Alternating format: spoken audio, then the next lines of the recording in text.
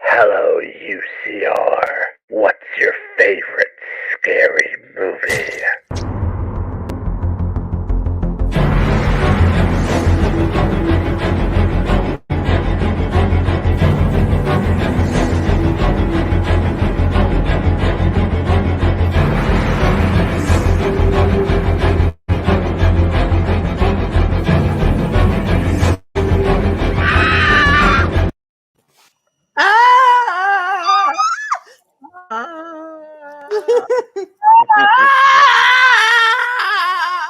I mean, I'd scream, but there are children, and I'm not waking them up. It's my half-hearted scream. What are you waiting for, Katie? Hi everyone, how What are are we? you waiting for, huh? What are you waiting for? Okay, that's all I got.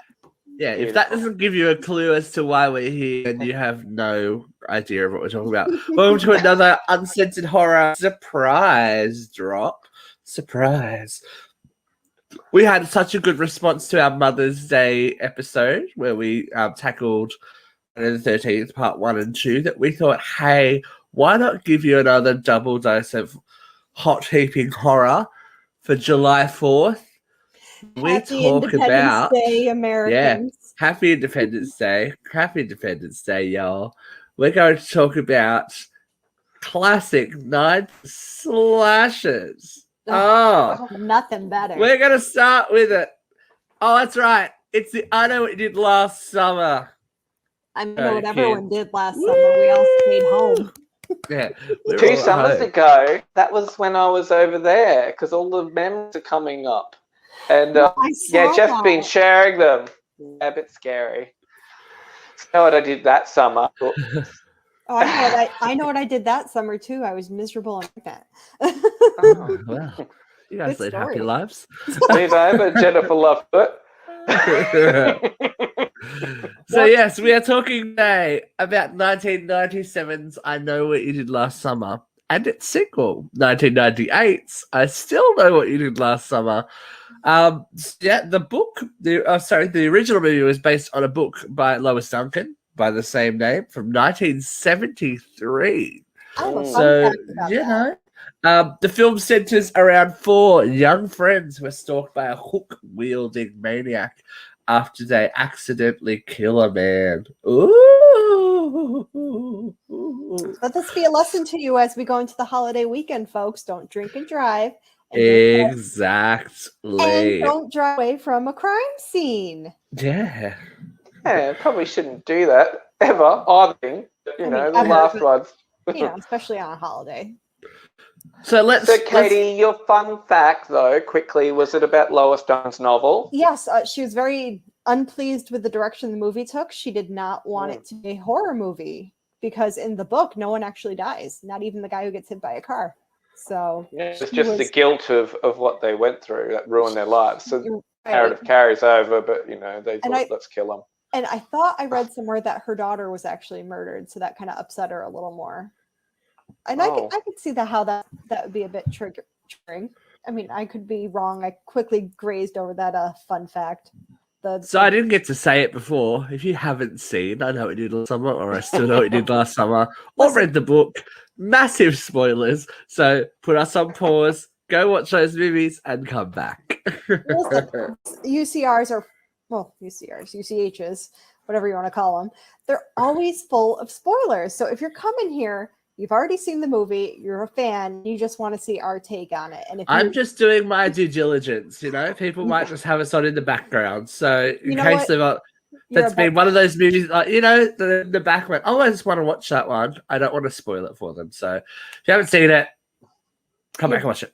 We can't go to the police, not now. He's made sure of that. You're a better fan than I am. Come back.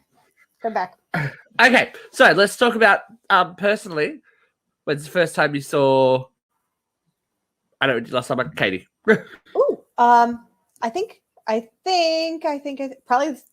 probably the year it came out, probably at a slumber party because I was the horror fan and I was trying to scare my friends, and that's what I did. I have a real fun story about I Still Know What You Did Last Summer, but I'll get to that when we get to there. But I liked this movie. I liked this a lot.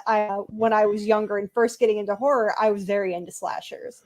So this was one of my favorites. Luke. I went and saw it at the theatre, at the cinema, and I was too young to see it at the time. So I had to bring my mum, who doesn't like horror film at all. But surprisingly, she really enjoyed the narrative of this film. She actually said, look, that was probably as good as they can get. She enjoyed the characters and the drama that went with all the killing. I guess, Yes. am I the only one that has a mama that likes horror? Because my mom. Yes, you are the only one. Oh, my mom got me into horror, so there's that. Good for you for being younger, Katie. Yeah, my experience is very much the same as Luke's. We were too young to see it when it came out in the cinemas here in Australia, so I bribed my mother into going to see it, not telling her what the movie actually was. I just told her it was a comedy. I'm gonna get Buddy Ilson, Mom. when the title started, she goes, "This isn't a comedy, isn't it?" I'm like, "No." Yeah. And she sat through the whole thing, jumped, screamed, did everything. And then at the end, after the end credit rolled, she looked at me and said, "When's the next one coming out?" So Yeah, she actually enjoyed it. She's a big wuss for horror movies. After I think she scarred herself for life watching Silence of the Lambs at home by herself one night. Well, that would scar anyone. And there was a blackout just as the end scene was playing, the Jodie Foster night vision. So, oh, damn. Scarred her for life. That would freak me out too, man. Okay, so let's have a look at our core cast here. We have, of course, at this time in American TV history, there's like America's sweetheart, Miss Jennifer Love Hewitt. Breaking it up with a fun fact, her role, Julie James. Her role was originally offered to another one of America's sweethearts, Melissa Joan Hart, but she did not want to do a horror movie. What a spoil sport. What a spoil. I'm rewatching this last night. I think this was actually a pretty brave choice for her at the time because Julie's not really that likable a character. Like when you look at it, I didn't realize, well, Julie's not this all-American bubbly girl that she was used to playing as Sarah on Party of Five at that time. She's like morose and not really nice to her former friends or anything like that. Well, and she was also complicit in something that's highly illegal and immoral. So I don't know. Maybe you're right. I think it's a character. I think she's traumatized and she doesn't know how to cope. And I think she's a coward. Well, they're all cowards, really. But she was just so traumatized by it, she just kind of soured up. I don't think she was necessarily miserable to her friends. Just how do you act around someone after you're holding such when you say to someone, "I don't blame you, but I don't want to know you either," that's pretty fucking harsh, man. That's your ex-boyfriend. You're like, whoa. Okay. Well, seriously, like, do you really want to keep reliving that or no? Look, if it was this guy, I probably would have done the same thing. I'm sorry, but what? Freddie Prinze Jr. Oh, he had to fight for that part. He should have. I don't know. He's such a doormat in this movie. I was like, oh. But I don't want to know you either. Well, I think the character of Ray was written as someone who's really low-key and quite boring because he was a potential killer, and that's sort of how they wrote those. Well, then maybe he deserves an Oscar then because he should have welcome on his forehead. He auditioned for that part 5 times because he was so nervous about whether he was going to get it or not.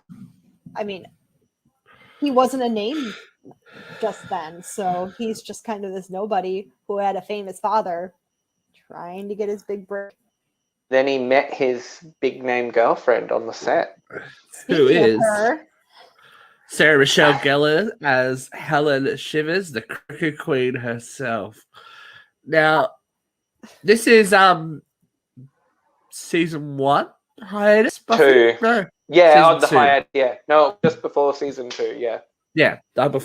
Yeah. So this is the time that she was She was edging for that Scream Queen role, wasn't she? In this and Scream 2, and she had such a bigger role in Scream 2 that was cut down and cut down and cut down into essentially a cameo.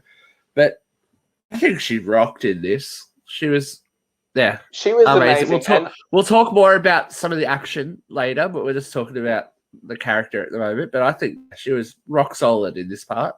She plays a spectacular bitch, right? Like, we all love her as the bitchy person. And I think there was some nice moments of fragility as well when she was like, especially when after her and Helen were alone together, when she said, "I miss you," and she's like, her and Julie. No, I'm sorry, her and Julie. Sorry, she's Helen, but yeah. And then she's like, right. She's like, right. I'll get out of the car now. So, I think Sarah was very was Buffy by then, right? She was Buffy the Vampire Slayer. She was Buffy, but I don't think to see her in these roles where she was the damsel, I think it didn't. That's probably why Sarah wasn't the Scream Queen that she could have been, because she's an amazing actress and doing roles. I think that people just want her as Buffy and want to see her be a victim. Well, her in this movie and the next character we're going to be talking about actually influenced the casting for a future movie called Cruel Intentions. And so I think you guys know who we're going to talk about next. Oh, we are. Hell. I watched him last night in Big Sky. So there's a show, it's on Disney Plus. As Ray. I think he is just so underrated in like a million different ways, but I also hate him for what he did to our girl Reese.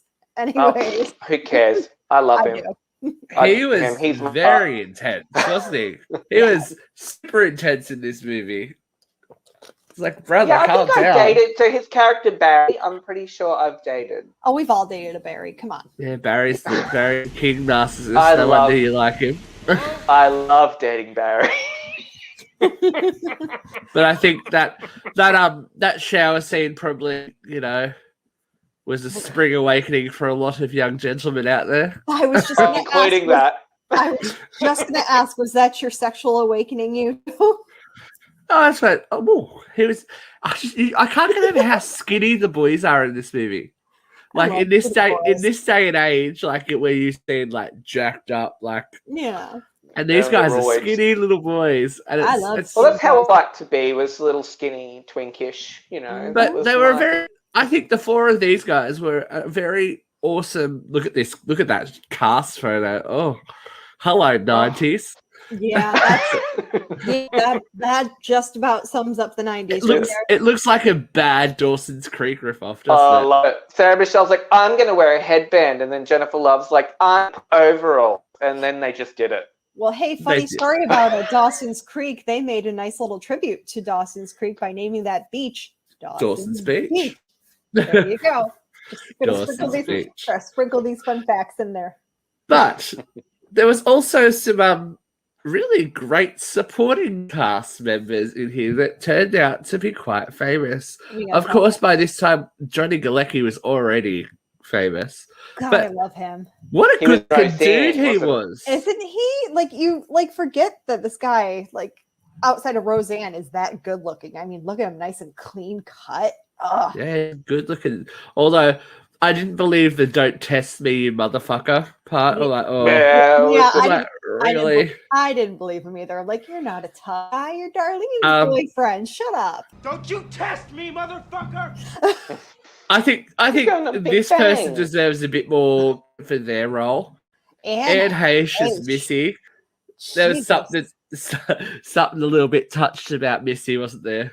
God bless. Look, she delivered that character really well because, this was back in the year. It was the Scooby-Doo of slasher films. Like, who's the killer? Who's the killer? And she's quite believable as someone who was damaged enough to do it. So I really enjoyed it. She was unsettling. Every time Missy was on screen, I was unsettled. You didn't say anything. Oh, yeah, especially handling all that meat. Down to the man, like I rewatched both of these last night.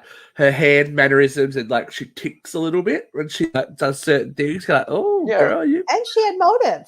She didn't know she had motive, but whatever. And of course, we cannot discount Miss Bridget Wilson at this time Sampras, I believe. Oh, I My forgot about favourite. Bridget Wilson. Sonia Blade. Elsa! Oh, my girl. Was she in everything Yeah. in the 90s or what? She my favorite thing in the 90s. I loved her as Elsa. So you were saying before that Sarah Michelle played Helen as such a bitch, but I think she was very pale in comparison to what a bitch Elsa was. Elsa was queen bitch. It's wit with a wit. Evening. You did not mess with Elsa. It would freeze you out. You would be destroyed socially. Did you say freeze out? And I did because of Frozen. I was going there. I caught it. I caught it. Seems like anyways. Weird that though. Yeah. Let's get into this movie, guys. So yeah, basically, I find, as I was going to say before, Scream was the dominant force, obviously, in teen slashers. This movie, and looking at it last night, it does feel very separate to Scream. Whereas Scream is suburban and high school and all this kind of thing. This is that little tick later. Do you know what I mean? This is graduating high school. This is them leaving and growing up. And I didn't feel it until last time, but it feels, after watching Scream very recently, it does feel like a very separate movie. It's like the clones that would follow them. This does feel like those YA horror books that we used to read back in the day, which we're very excited about because Fear Street's coming out this week. I'm going to explode. No one else really cares. I do. I care. I'm gonna my next 3 weeks are gonna be like so excited. But we're yeah, well, the thing I liked about this is it was a bit more of a whodunit mystery. It wasn't a slasher. Yes, there were bodies and like a little bits of that, but all of this movie was about the cat and mouse. Mm-hmm. You know Well, what I mean? Kevin Williamson wrote the script, who, if his name sounds familiar, it's because he Scream. And he actually started writing this before Scream. And yes, obviously. And teaching Mrs. Tingle and da da da da. He okay, so he wrote everything in the 90s too. Everything in the late 90s. So yeah, it very much feels like a 90s teen film because, you know, I mean it is, but you know, it's got the drama and the romance, and it's got some funny parts. And I agree with what you said. It had what Scream didn't, and this was transitioning into the adult world, which Scream didn't really have that kind of transition. They were in high school. Next thing you know, they're in college. You didn't get to see that real transition like you do here. And if I'm comparing the two, I think the Scream characters are a lot more likable. Definitely. But I think these guys have their qualities too. I mean, if we're gonna go toe to toe with Final Girls, obviously Neve Campbell wins, and don't come for me because you just don't. Oh, definitely. But I think also the Scream characters were, apart from, you know, some died from our school that we didn't really like or care about. These guys are actually traumatized from early on in the film, so I don't think they would be that likable. You know, we weren't going to have little pool party scenes and whatever with them. Like, remember when we went over someone? Yeah. Like, this incident, obviously, like I think the acting in this scene from all of them was like A+. And throughout the film, I think that they all did a pretty good job. Obviously, even friends. I've already exposed my. I think he was the biggest link. I think this film wouldn't have suffered for having someone else in that part. But who would you have liked in Ray's part in the 90s? Who would we have liked? Should we have swapped Johnny Galecki and him over? No, not this. I don't think Johnny Galecki was a big enough name. I think you could have had something like Barry Watson from Seventh Heaven, that kind of shaggy looking dude. Someone that didn't look. I think he looked a little bit too similar to Ryan Felipe as well. Like they were both these like blah, blah, dudes. Like, but whatever. But he still did well. I just don't like his character. I was like, oh my god, can we please get rid of Ray? They were looking at Jeremy Sisto for that part. Oh, interesting. Which I don't think would have worked because he in the 90s was, kind of the macho alpha dog, and that's kind of what Ryan was. So they had to kind of switch out their roles if that was the case. But no, I think that especially in the accident scene and the drama after the accident scene when they get rid of the body, they all were pretty spot on. Ryan Felipe, it'd be interesting acting with that dude. He was very intense, is all I'm going to say. Now, would you guys go in after a fallen tiara, or would you say, bitch, I'll get you another one, let's go? No, I understood why, because that was evidence. It's evidence. If that body washed up with that tiara in your head, then Helen terminated definitely, but they all would have been because they were together. She would have just killed them all. Helen would be like, well, they all help me, so yeah, Helen would have folded like a card table. Let's be honest. She'd be like, oh, no. Yeah, that's true. But that's very true. I'm watching it. Yeah, watching it again last night. There was some good tension scenes, especially watching it in higher definition. I'm so used to my DVD quality. I watched Blu-ray quality. I was like, oh, okay, this is you see some more, you hear so much shadows. More. And you can hear the flicking of the medallion. Oh. Okay. In scenes that I didn't necessarily hear it first off. So, when Julie first arrives home and she's got the note at night time and she looks out into the street. You can hear it then. Flick. And I'd never noticed it. I'd noticed it in other parts before, but I was like, oh, he was there. Okay, cool. He was actually there seeing all this. But yeah, the cat and mouse of this movie is probably the thing that made it interesting. Scream definitely had it.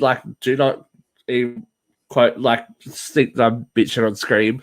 Scream had intensity, but Scream had short bursts of intensity. This is a slow burn all the way through. And build. Paranoia, basically, going, who is this? Who is this guy? What's going on? What's he going to do? So let's talk about the fisherman without identity at the moment. Okay. In a town full of fishermen, that's a pretty, Yeah. It's a garb. And if, a fishing town, it could be anyone. Effective, too. Very, very effective. I'm looking at that picture that you just put up, and he's not very scary. I think when you put it in context of, so last night watching him come into Helen's house where she'd just gotten home before she gets a nice little hair chop, having that figure just float around when she runs into the coat at Missy's house, oh, okay, this thing is everywhere. It's the danger in the small town that could be around any corner. That's part of.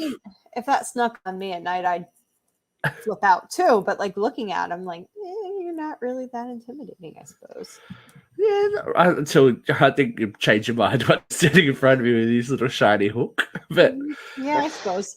Like I said, if that snuck up on me in the middle of the night, yes, I'm sure my tune would change. But in the middle of the day and it's staring at you it's just a guy in a coat. And Steve, what you just mentioned then, that scene where Helen comes home after they've been to Miss's house, so they've had all of this stuff happen, and she comes home and you see this fisherman walking through the house. It's really good suspense, and we got that in Burst and Scream, as you said, but this was this really sense of dread that was just there, and Bill and everything about it had that a little bit more of that grisly feel. Helen comes home, her dad's completely despondent, doesn't care about the girls at all. Who knows what happened to them? Well, no, she's alive because because when Ray gets. Not Ray. When Barry's bye-byes, yes. the police officer says your parents are very worried about you. Oh well, it was pretty clear Daddy was Mum. An alcoholic because Daddy's just pumping while he's watching the game. Well, these were the rich. These were the rich folk of the town as well. We've got to remember. Well, Julie is the one with that father. Julie's mum without a dad, which, yeah. And her mum hates her. No, I don't think her mum hates her. I think her mum's just I'm having a touch with her. What's happened to my daughter? It's a very strange relationship, that one, isn't it? I feel like there's more backstory to Julie that we didn't get. That would have been interesting because do we know what happened to her dad? No. Like, I can't remember. Did he leave? Did he die? Like, No, I assume he's dead. Okay, so there's I probably a assume he's little. dead. Okay, so if I assume he's dead, there's a little trauma there. So Yeah. Julie's just this like fucked up bitch who gets more Julie's fucked up. Julie's got daddy issues. Let's put it that way. They all had daddy issues in the 90s. Come on. Now we got to talk about it because it's probably the most famous part of this movie. Is the chase scene from the Croaker Queen herself? I think we need to go to Helen's Chase because that was spectacular. Okay, Probably well, what's the lead up to Helen's Chase, though? So first we lose Johnny Galecki. Johnny's gone at this point. Well, Gets killed because he was a suspect at one point. Johnny's gone. Goes Julie's virginity. She lost it on Dawson's Beach. Yep. Julie's gone. Barry's gone at this point. Barry got killed. So Helen was the Croaker Queen, the pageant queen. She's back doing her duties as she has to hand the crown over to the She's had a haircut, so it's very much centered around Helen at the moment as well. Yes. Oh, it's my favorite part. And Barry's watching her to keep her safe from above, and he's actually the one in danger. Yep. And Barry gets popped quite violently. Helen's the only one who can see because I would like to see an unrated version of this movie if there's one. That would be interesting. It probably wasn't shot that way, but I feel like we don't see when these attacks happen. We don't see a lot, which is part of the suspense. But I would imagine what an unrated version would be a little bit bloodier. Well, Barry got violently killed, and it was kind of fitting. Well, they all got really flogged. For someone that was violently killed, there was no blood. There's one drop of blood on a banister. I'm like, did you really notice that? Because these kills were alluded to be very violent, and there's not a whole lot of blood. Because then Helen put the police officer up there, and there was nothing there. There was one drop of blood on a banister. That's all there was. But I reckon this killer was an amazing cleaner because look at the job he did on Julie's trunk. Yes, true. That's true. And he did clean up all that blood after poor Johnny Galecki got the hook through the chin. There was a lot of blood there. A lot of ice around there though. That would have clotted. Yeah, but he bled all over the kettles, the steam. He bled all over those steam kettles, which would have baked that blood on pretty quickly because they're hot. Yeah. True. So anyway, we're getting into semantics of things that probably shouldn't be thought about. I know what you did last summer, CSI. So Helen is basically calling the police officer a Mayberry ass punk, or what she calls him, reject, Mayberry reject, yes. And they stop in the alleyway. To help a stranded poor motorist. Also happens to be stuck in the alleyway. And wearing a fisherman's flicker. Now, interesting. This police car scene happens before Scream 2. Yes, it does. Just put it out there. I believe her. I believe Sarah. I believe she's terrified. I feel like they may have put her through the ringer in this chase scene because everything she does is gold.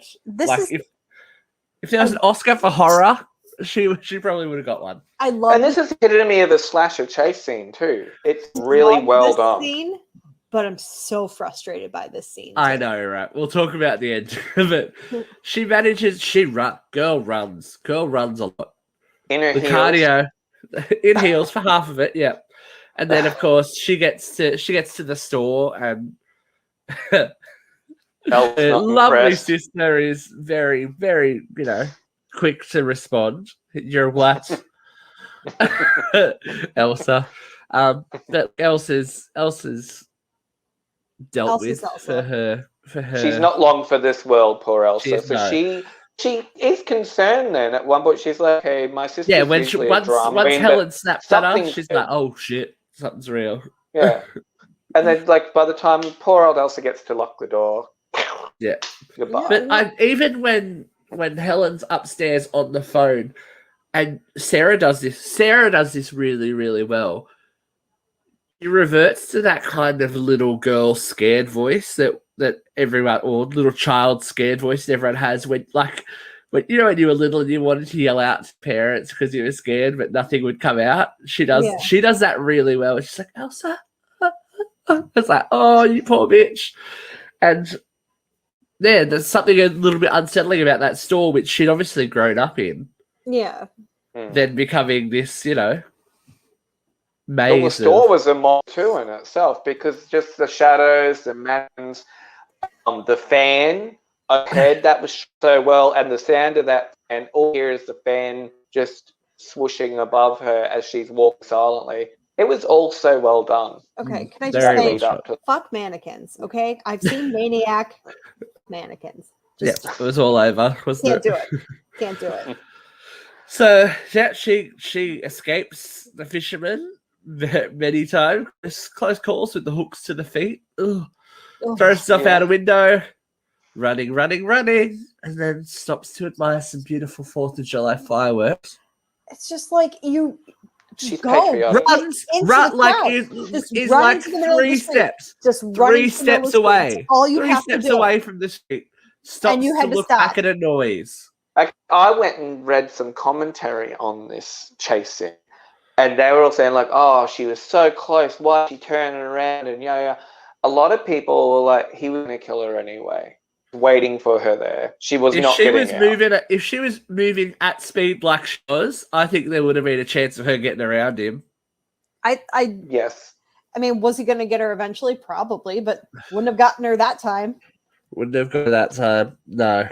She would have been out in the street. It was so frustrating. It's like, why? It's just like when, they run up the stairs instead of out the door. It's like, what are you doing? But her kill was a shock too, because she was kind of, her and Jennifer were the names kind of back then on this film. True. Her kill was a shock because she was Buffy. Yep. And all of a sudden, Helen was kind of almost thought was going to be a survivor. And because you know who the killer was at the point, I was of the mindset, okay, maybe Julie and Helen are going to get together and they're going to find out it's Ray or like I'm going through all of these different things. And when she died, I was like, oh my God, I even turned to my mum I'm like, is she dead? And Mum's like, yes. Yeah. I would have picked Helen over Julie. I think it would have been more fictions do. I feel like there's a lot of, especially lately, I saw on Facebook, there's like a horror characters that should have survived instead of the leads, and that was the picture that was up. That was the first one. Was Helen over Julie, but especially because with Julie, like they want you to be sympathetic to her after all she's been through, but you don't really know what she's been through. Yeah, I don't necessarily think the asshole boyfriend. I don't necessarily think they're asking for sympathy. This is the thing. I don't think we're supposed to. They're not leading hard on sympathy angle like with Sydney Prescott, where they're like, "Oh, her mother was murdered. Her mother was murdered. Now her friends are being murdered. And everyone she looks at is being murdered." It's like this shit happened to these kids. And this is how they're dealing with it. Is more the vibe of this. I feel. Yeah. Speaking of friends that die, I miss you, Tatum. So, look. Jennifer Love Hewitt gets a pretty damn good chase scene in a boat. Like, I think they put her through it for that as well. That looked like it would have been intense. Climbing and ice and all that kind of stuff. And they did the slasher trope where, the final girl finds the bodies, Although, was that meant to be Ray? Was that meant to be Ray? Ray? Barry, sorry. I always get them too confused. Barry. That's meant to be Helen Barry, in right? the ice. Yeah, yes. That's a really bad Barry mannequin. I mean, they're all pretty bad mannequins, but I think that was actually Sarah that slid out. The ice. Yeah, looking at it last night, I think it was actually her because it was only like a probably 40-second, if that, and it's a pretty impressive mannequin. But anyway, you can go back and look at it yourself. If that was Sarah, then it wasn't ice because... it doesn't look like ice. Closer investigation. That was like clear stuff. I watched the making of, and it was just... I can't remember what it's called. I can't remember what it's Could called. you imagine Jennifer's with the top in that little top in real eyes? There would be some beam happening, girl. Then That's the point, right? then you'd think they would have like wanted it to be that way, but it wasn't ice because it was meant for her to be able to move very smoothly through, and I can't remember the material that it was. Let's not forget that the tagline of this movie for a long time was "I know what your boobs did last summer."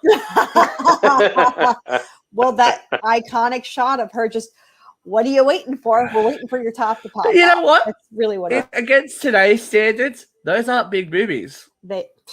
Listen, as someone with big boobies, Natural boobies. But they were natural boobies. They were natural boobies. All right, so huge spoiler. The killer is revealed to be one Mr.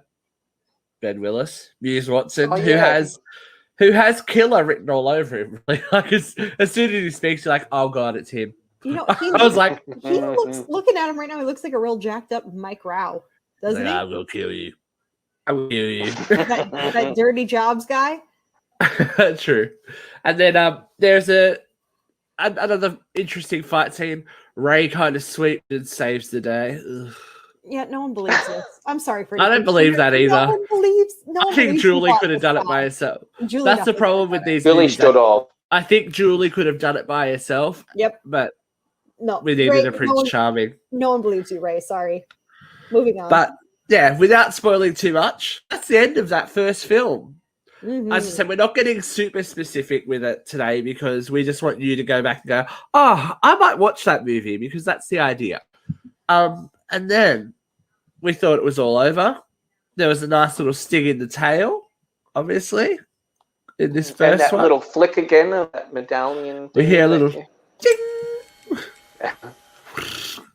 And we were all to believe that someday would be a sequel. Little did we realize that someday would be a year later when we got I still know what you did last summer.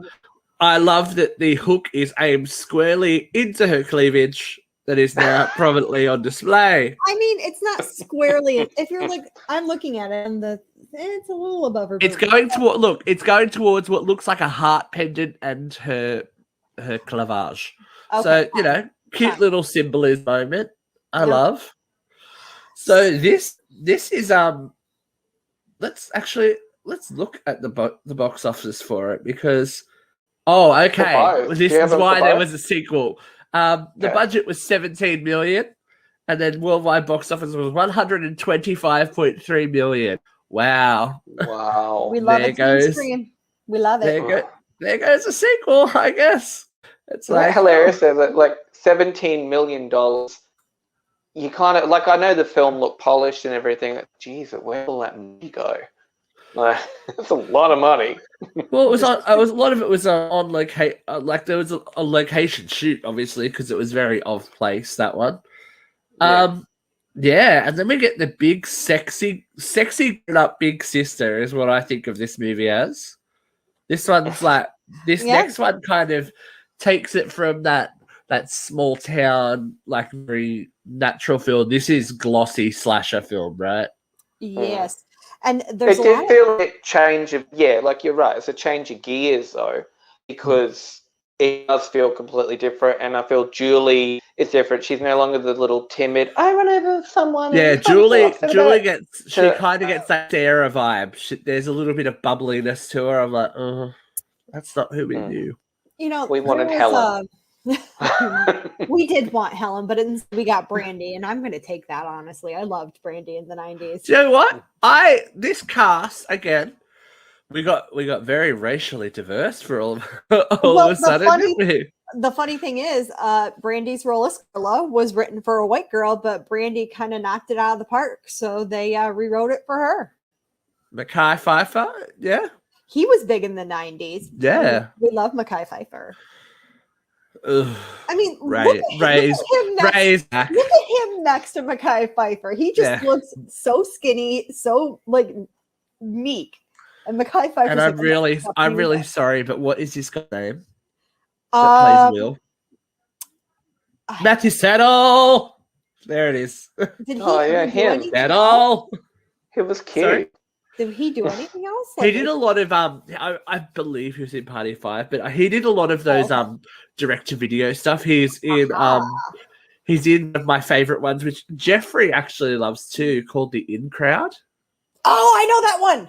I actually Settles in that. One. Settles an asshole in that. I was gonna watch it the other day, and I thought, like, I turned it on the first 5 minutes. I'm like, nope. It's a great movie. If you ever watched The In Crowd, you need to watch it with commentary because the two lead actresses do it, and it is hilarious. I guess I will do that then. Hilarious. You know who else is in? Two notable actors are in this that I don't think really credit for their roles. Yes, Jack Black in Dreadlocks, which is regrettable. Oh, I want to kill that motherfucker. It's bad casting, mommy. I mean, And then the other one who I fucking loved as soon as she came on screen. It's going to be Jennifer Esposito. There Nancy. Jennifer freaking Esposito. Now, she was just there. It was a crime against Jennifer Esposito. Let's be real. Look, her wasted. She wasted her. She deserves so much more. She deserved to get into the end. I think how she checked out in this movie, and then I got to it, and I was like, "Are you very kidding me?" Wasn't it? Yeah. Well, I was like, "Are you kidding me?" It was actually supposed to be Nancy at the end, but they, the way Nancy passes on was originally supposed to be Carla, and then they switched it. Carla went through it. I feel like this is like they Carla like to earned her punish spot. these female leads in these movies. They're like, all right, we're gonna throw you through this. We're gonna throw you through this. Yeah, this is gonna happen. Just like, but Carla you know what? that. I would take all that for a holiday. Even during hurricane season. Well, look. Well, I mean, any rest of what's going on in the world right now? I mean, it's beautiful. I would definitely go there. It was Mexico and not the Bahamas, so yeah, for like location, whatever. Cheaper. Cheaper. Kevin Williamson intended to write the script for this, but he was very busy at the time with a little couple movies that you may know called, I don't know, The Faculty, Halloween H2O, maybe a tiny little show called Dawson's Creek. So he had his hands full. He was also. Are you telling us, Katie, you want to wait for his life to be over? He they asked him, will it be yes or will it be sorry? And he said sorry.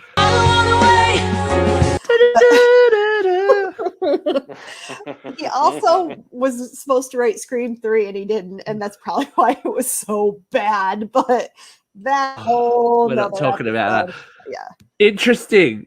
If you are watching this, Uncensored Horror people, and you want us to tackle the Scream series before Scream 5 comes out next year, please comment and let us know. No one's commented on anything yet, but if you want us to do Scream, but people watch we will do it. So people watching. So if you're watching, reach out because we will watch something. We just need the one person to say do Scream, and we'll be like, well, okay. If you want, how deep would you like us to go? Well, the 7 hours Scream documentary. The people have asked for it, so we have to give it to them. And it's only one of Katie's favorite films, so I guess we'll do it. We'll do it. It's all right. I think this new film did lean heavy on the sentimentality a little bit. I felt that, Julie was actually sad that Helen was dead. She didn't really seem to care that much about Barry because she had that photo. I would care for those abs being gone from the world. Oh, I mean, did he wasn't a good dude, but he was still her friend. He didn't. No one really deserves to violently. No one deserves to be hooked to death. Yeah, really. Well, some people do, but Barry, as big of an ass as he didn't deserve that.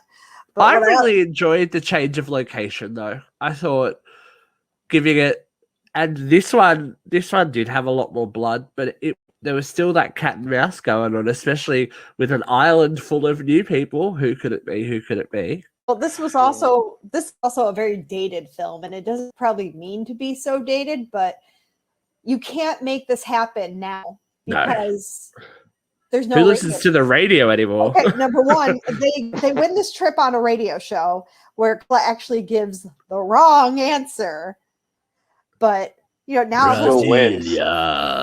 I mean, now everyone's got cell phones Google. and caller ID and Google, so it wouldn't work. So this is a very dated movie. And then Jennifer Hewitt's breasts are real, so that's They are very out, dated. but they are out and proud in this movie. they are. She is proudly displaying them, and she is also displaying her king skills because back then she had a little career in Japan. We were one of the best things this movie here- gave us was How Do I Deal? How do I By deal? Jennifer Love Hewitt. That was a don't great even. song, honestly. So What a great track. What a really great was. track. Underrated.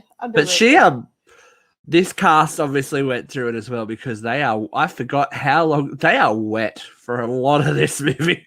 It's like, could you imagine? Through a goddamn hurricane. Come on. Rain machines ate up a lot of this budget. That rain machine was on high. Yes, Like, it was. Yes, it's like, oh was. god. I remember seeing behind the scenes stuff this and them like in huge thermal coats when they weren't filming because it was just wet. But I can imagine how sick they would have gotten by the end of it. So, what was Matt Settle's character's name? I can't remember. Oh, Will Benson. There we Will go. Benson. Okay, so notice that on the vacation scenes that there's no Ray. Where's Ray? No. Where is he? He should have been killed. He should have, but Ray tells her no, even though she just, proposes a last-minute trip full of sex and debauchery, and he says To no. the Bahamas. To the Bahamas. What man in his 20s is going to turn that down? No Ray. Man. Well, he immediately regrets his decision and, heads to go catch up with Julie, but then he gets his friend killed and he ends up in the hospital because he gets a Barry moment and gets run down by his own car. Just such a I'm sorry. I don't believe any of his He's not a hero. Let's put it that way. He's not. And you know what? Freddie Prinze Jr. hasn't even seen this movie because he's so embarrassed by it. You should be embarrassed by it because you were terrible. I have a feeling he hasn't seen a lot of his movies then. Well, I mean, the movie itself isn't necessarily terrible. He's terrible. Yeah. She's not all that. The movie, look, if he would have died, I think it would have been great. The movie would have been great. We would have got more of this. And this was what was winning. Those three together, I would have watched like another hour and a half more. Yes. This is the winning team right there. That's the dream chase. team right there. Do you know what I liked about it too? Julie wasn't a fucking faded wallflower. She picked up that axe and she was like, "I'm gonna fuck you up." She was not having it this time. She was over it. She was like, "Oh, my grave stays empty." I'm like, "Okay, rock on, girl."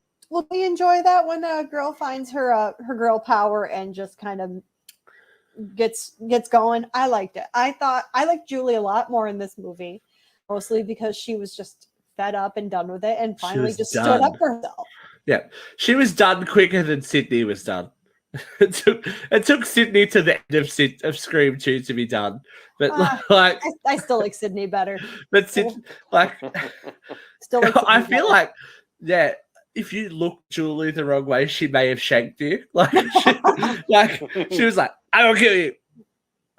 I will kill you. I'm done with this. I will kill you. Well, she at least stabbed Carla how many times? But whatever. That's true. But of course, without spoiling, old mate's back. He just and look at how big that hook is this time. Well, that hook had is an upgrade. huge. Had an Upgraded upgrade. the hook. So huge spoiler alert. The ever cute and beautiful Matthew Settle, who was trying to, get into Julie's pants, just happens to be Ben Willis's son. Will Ben's son. Did anyone else was there in front of us? I was was this during a writer's strike and we never went back and cleaned that up? No? Okay. Kevin Wilson wouldn't have let that happen. I feel like something slipped through the gates there. It's like, oops, okay. Oh, but God, look, God. I feel like this second movie gets a lot of hate when it doesn't deserve it. I very seldom watch that first movie without watching this second one straight away. Mm. Which is why I said they're very different films, as you said. The tones is very different. So to watch them both, there's definitely a gear change. It's not bad. I think it's more slasher though, whereas the first film was a suspense film. I don't hate these films. They don't hold up as nicely as the Scream films. I'm going to say that.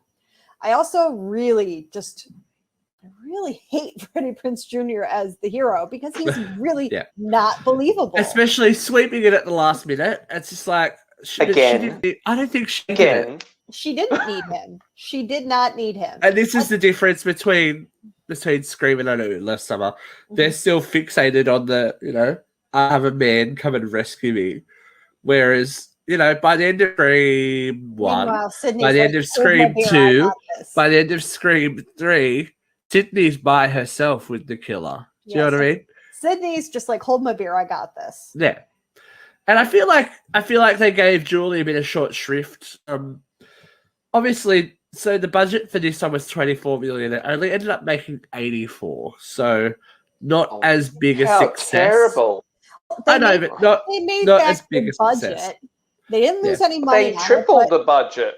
Usually tripling the budget is where they start to talk about a sequel. I find it strange that they didn't do a third. Consider funny story. They did do a third. Well, they did, but we don't talk about that. No. with these original characters, like with Julie, I'm surprised, and I don't doubt that there's probably a trend floating around Hollywood now with the success of Halloween 2018 that Julie James may come back to us one day. And Scream 5. Yeah, but we are going to see a TV series. Oh, gosh. I honestly think this would do better on TV than it did on the big screen. I feel like it'll definitely be a slow burn. Scream? But Scream, the TV series, was, it wasn't bad. But the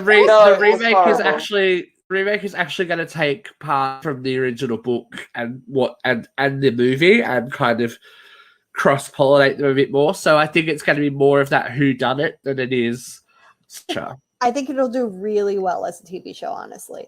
I think Scream did okay as its TV show, but it doesn't translate super well for a TV show. No, and they couldn't, when they didn't use Ghostface, obviously that was going to fuck him hardcore.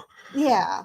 But, look, let us know what you think of I Know What You Did Last Summer, because I've got a little happy place in my heart for it. As I said, rewatching them again, I said to Luke last night, these are actually really good films. Like in the space of what was to come after them, that late 90s, early 2000s, everything was meta, everything was da-da-da-da-da.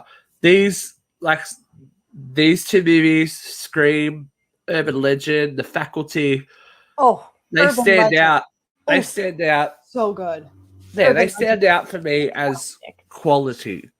Like they were solid. I remember there was always that big backlash. Had the 80s crowd sort of like, you don't like this 90s tongue-in-cheek, self-aware stuff. But, looking back on the whole thing, I think those are great horror films. They're good slasher flicks.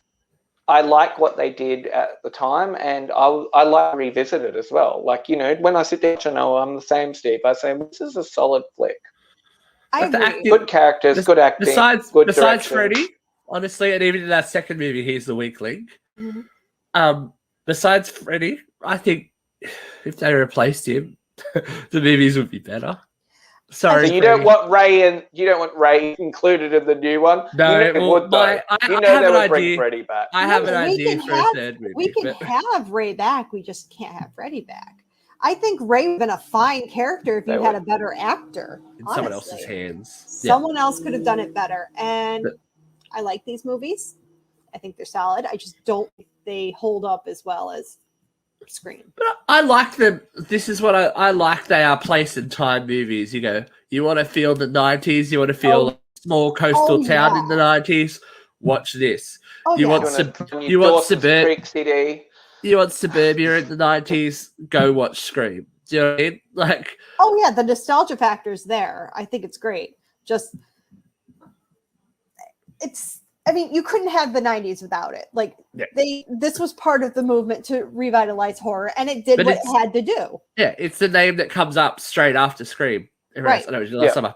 It absolutely did what it was meant to do, and to revamp horror. So we say to you, cheers. I know we did last summer. Tell us, all right, we're going to judge the movies together. Okay. Out of 5 hook hands, what do we give them? Katie? 2.5. 2.5. Okay. For both of them or for part one? For both of them. We're looking at them together. For both of them together, I'll bump it up to a 3 for both of them. But for the first one, maybe 2.5. She's harsh, isn't she? She's horrible. She's harsh. Luke?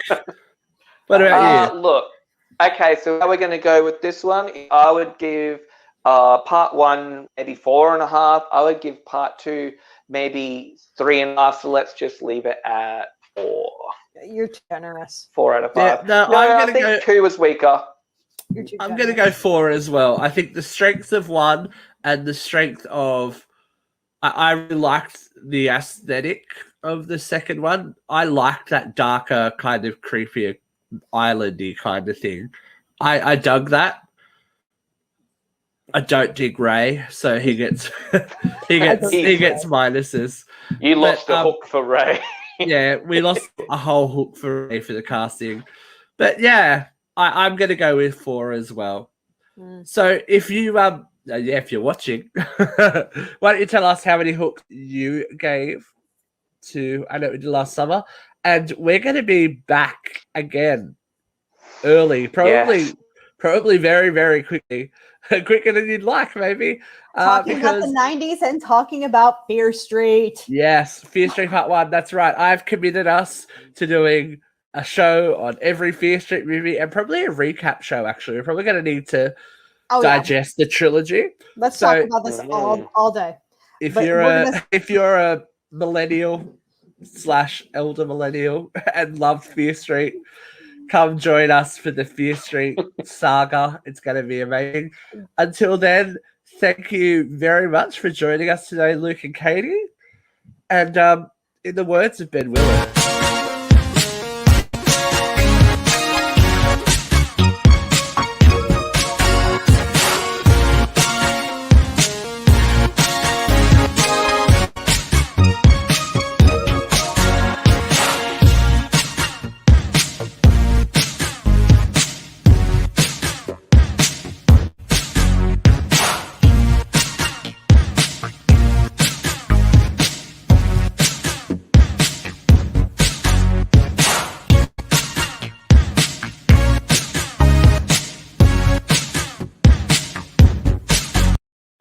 if you leave a man for dead, make sure he's really dead. What are you waiting for? Happy 4th of July, Julie.